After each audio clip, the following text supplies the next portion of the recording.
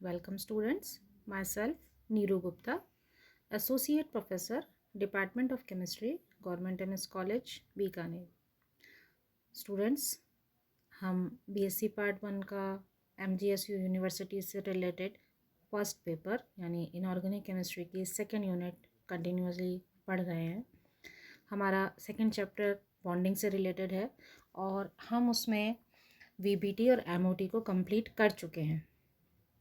अब हम आज हमारे इस लेसन के कुछ छोटे छोटे इम्पॉर्टेंट टॉपिक्स हैं उनकी शुरुआत करेंगे और उसमें हमारा आज पहला टॉपिक जिसे हम आज के लेक्चर में डिस्कस करेंगे वो है इलेक्ट्रॉन डेफिशिएंट कंपाउंड्स यानी इलेक्ट्रॉन न्यून यौगिक.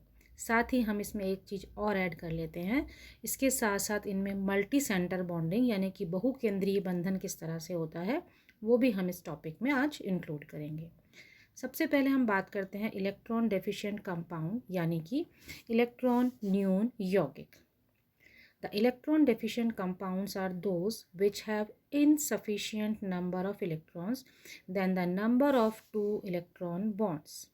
यानी कि वे कंपाउंड्स, वे यौगिक जिनमें दो इलेक्ट्रॉन बंध बनाने के लिए पर्याप्त संख्या में इलेक्ट्रॉन्स नहीं होते उन्हें हम इलेक्ट्रॉन न्यून यौगिक के नाम से जानते हैं. और एक डेफिनेशन इसकी, the compound in which there are not enough electrons to form two electron bonds between the atoms are called electron deficient compound. यानी वे यौगिक जिनमें दो इलेक्ट्रॉन बॉन्ड्स के बनने के लिए इलेक्ट्रॉन्स की संख्या पर्याप्त नहीं होती उन्हें हम इलेक्ट्रॉन डेफिशिएंट कंपाउंड्स या इलेक्ट्रॉन न्यून यौगिक कहते हैं. ये इस प्रकार के जो यौगिक होते हैं वो अपना अष्टक पूरा करने के लिए एक विशेष प्रकार का बंध बनाते हैं जैसा मैंने आपसे कहा, और उस बंध को हम बहुकेंद्रीय बंध यानी कि मल्टी सेंटर बॉन्ड भी कहते हैं. तो परिभाषा के रूप में हम इसमें तीन चीज़ें शामिल करेंगे. सबसे पहला कि जिन यौगिकों में केंद्रीय परमाणु यानी कि सेंट्रल एटम अपने सभी वैलेंस इलेक्ट्रॉन का पूरा उपयोग करने के बाद भी अष्टक पूर्ण ना कर सके. दूसरी चीज़ कि इसे हम वैलेंस बॉन्ड थ्योरी से समझा नहीं सके. और तीसरी बात कि इनके संयोजकी कक्षकों में या वैलेंस ऑर्बिटल्स में इलेक्ट्रॉन्स की संख्या कम हो.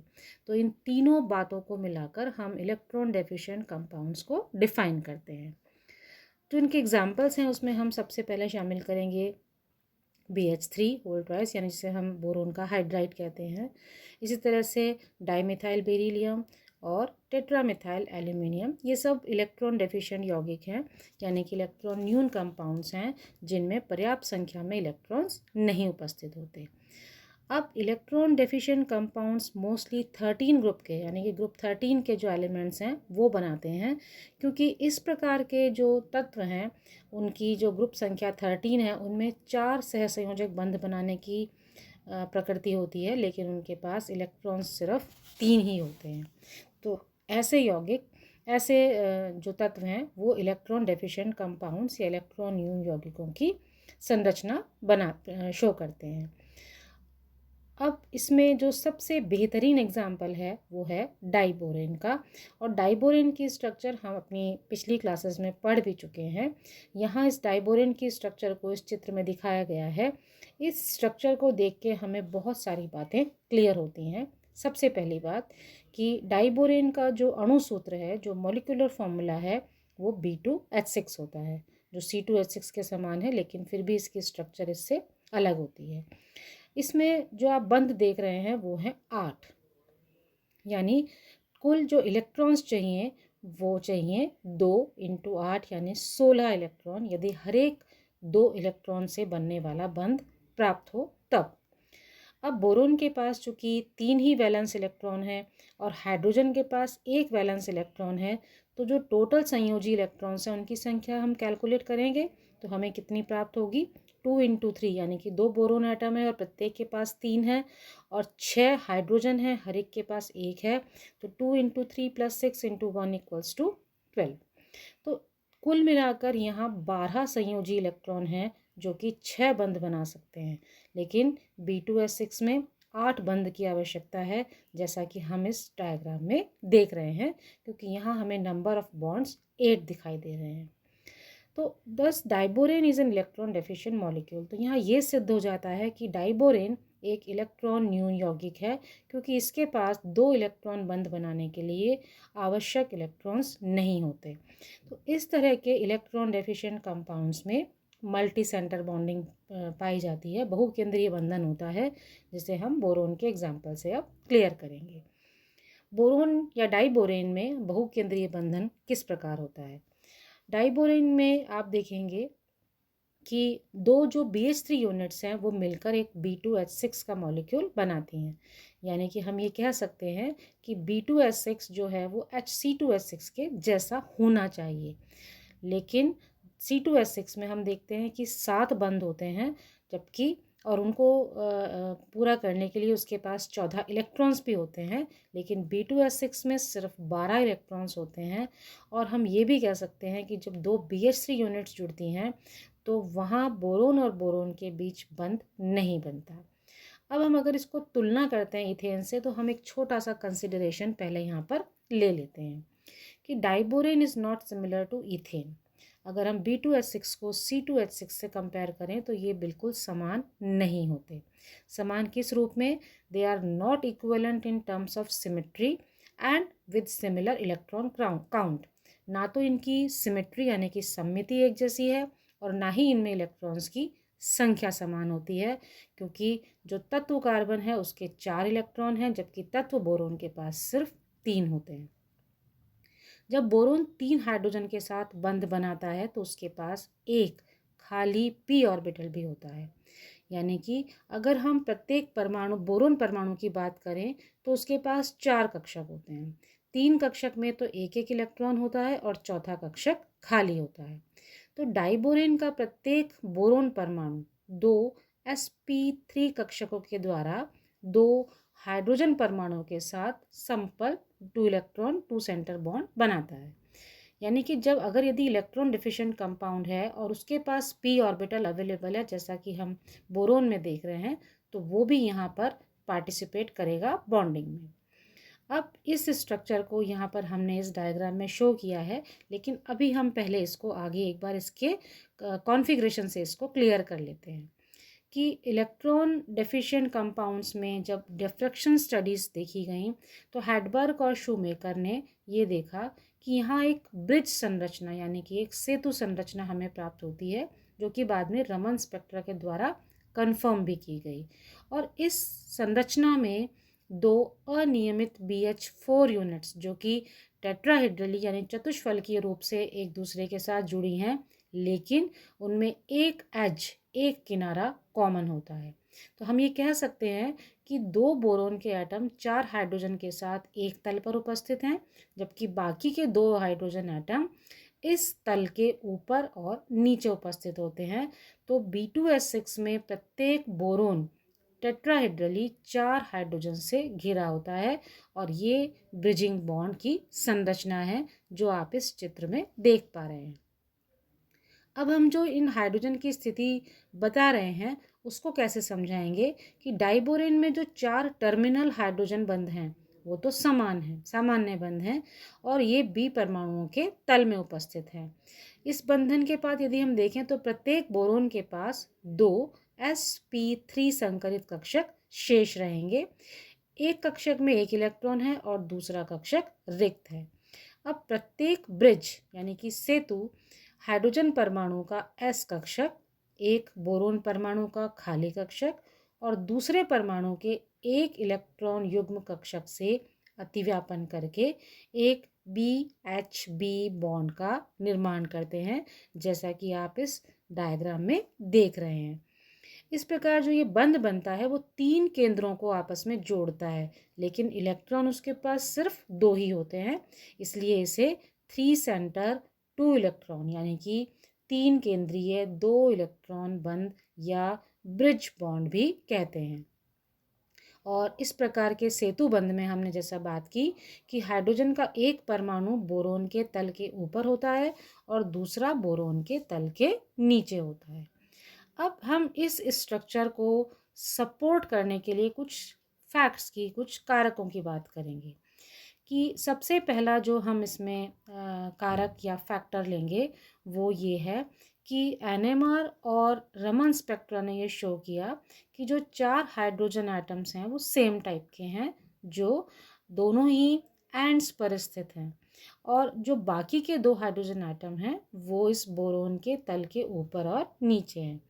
यानी हम इस चीज़ को प्रूव करने के लिए ये देखा गया कि दोनों बोरोन परमाणुओं के बीच हाइड्रोजन के जो सेतु हैं उनके कारण फ्री रोटेशन भी नहीं हो पाता, और यदि इस B2S6 का मिथाइलेशन किया जाए तो ये देखा गया कि केवल 4 टर्मिनल हाइड्रोजन परमाणु ही प्रतिस्थापित होते हैं। इसका मतलब इन 4 हाइड्रोजन परमाणुओं की स्थिति या उनकी संरचना एक सी है, जबकि बाकी के 2 की स्ट्रक्चर अलग होती है। तो इस प्रकार इसको प्रूव करने के लिए ये कारक दिया जाता है। इसके अलावा सेतु या ब्रिज जो BH बॉन्ड है उसकी लंबाई भी टर्मिनल बॉन्ड से ज़्यादा होती है, जहाँ हमने यहाँ इसका वैल्यू भी लिखी है 1.19, जो कि टर्मिनल बोरोन हाइड्रोजन बॉन्ड की होती है। अब इस नेचर को समझाने के लिए हम कुछ डायग्राम्स की हेल्प लेंगे। मॉलिक्यूलर ऑर्बिटल थ्योरी के अनुसार, इसे हम बाद में समझाएंगे, पहले हम इसके कॉन्फ़िगरेशन की बात करते हैं। जैसा हमने अभी ऊपर पिछली स्लाइड्स में देखा कि बोरोन का एटॉमिक नंबर है 5, यानी 1s2 2s2 p1 ground state में हमें ये दिखाई दे रहा है, और इसके बाद हमने इसके 2s से जब एक इलेक्ट्रॉन एक्साइट होकर 2p में जाता है तो वो उसकी उत्तेजित अवस्था भी नज़र आ रही है। यहाँ हम इसे sp2 हाइब्रिडाइजेशन से शो कर रहे हैं, यानी कि बॉन्डिंग 3 के साथ होगी और चौथा ऑर्बिटल खाली होगा। लेकिन इस sp2 हाइब्रिडाइजेशन की स्थिति में स्ट्रक्चर जो होगी वो ट्राइंगुलर प्लेनर यानी कि त्रिकोणीय, समतल त्रिकोणीय होगी, और यहाँ एक pz ऑर्बिटल तल के ऊपर स्थित होगा। इस स्ट्रक्चर को हम इस डायग्राम में देख पा रहे हैं, जो कि sp2 हाइब्रिड स्ट्रक्चर है। लेकिन चूँकि हमने अभी बात की कि BH4 में 2 असममित यानी कि अनियमित BH4 टेट्राहेड्रा के रूप में उपस्थित होता है, इट मीन्स संकरण sp3 होना चाहिए।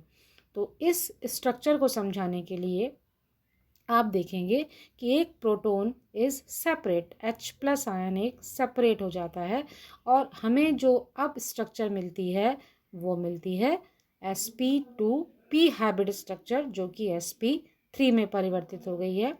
अब ये sp3 का ओवरलैप है जो हम फिगर 4 में देख रहे हैं, और फिर फिगर 5 में आप देखेंगे कि जो H+ है वो एक चार्ज क्लाउड के रूप में दोनों बोरोन परमाणुओं के बीच एक सेतु या ब्रिज का निर्माण कर लेता है। तो इस तरह से एक हाइड्रोजन ब्रिज BHB डाइबोरेन में बन जाता है, जिसे 3 सेंटर 2 इलेक्ट्रॉन बॉन्ड नाम दिया गया।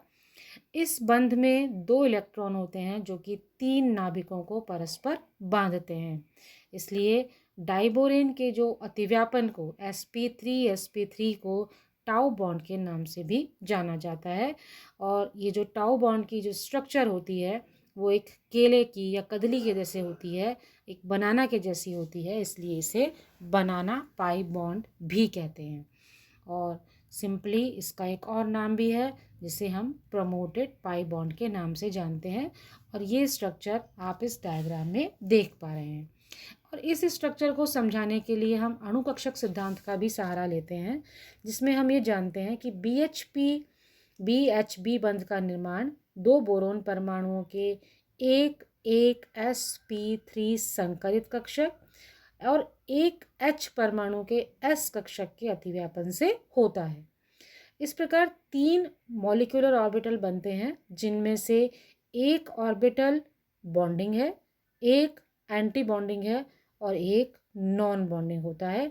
और इसमें जो 2 इलेक्ट्रॉन होते हैं वो कम ऊर्जा वाले बॉन्डिंग ऑर्बिटल में अपना स्थान ग्रहण करते हैं। तो इस प्रकार ये कदली बंध या बनाना बॉन्ड या 3 सेंटर इलेक्ट्रॉन बॉन्ड बोरोन में बनता है। तो ये जो हमारा आज का टॉपिक जिस पे हमने बात की, उसमें बेसिकली हम डाइबोरेन की स्ट्रक्चर को समझ रहे हैं। और इसकी स्ट्रक्चर को समझने से पहले हमें दो चीज़ों का पता होना ज़रूरी है। पहला कि इलेक्ट्रॉन डेफिशिएंट कंपाउंड क्या होते हैं, दूसरा इलेक्ट्रॉन डेफिशिएंट कंपाउंड्स में किस तरह की बॉन्डिंग या किस तरह का बंधन उपस्थित होता है। वो हम बात कर चुके हैं कि इनमें एक मल्टी सेंटर बॉन्डिंग पाई जाती है, और उसको समझाने के लिए हमने डाइबोरेन का सहारा लिया। डाइबोरेन की सहायता से हमने इलेक्ट्रॉन डेफिशिएंट कंपाउंड्स में मल्टी सेंटर बॉन्डिंग को एक्सप्लेन किया। तो ये हमारा आज का एक छोटा टॉपिक था, multi centre bonding with the help of diborane. Electron deficient compounds को किस तरह से समझाया जाता है, ये हमने इस टॉपिक में आज इंक्लूड किया। हम अपने अगले टॉपिक में बॉन्ड एनर्जी और बॉन्ड स्ट्रेंथ की बात करेंगे। And till then, thank you.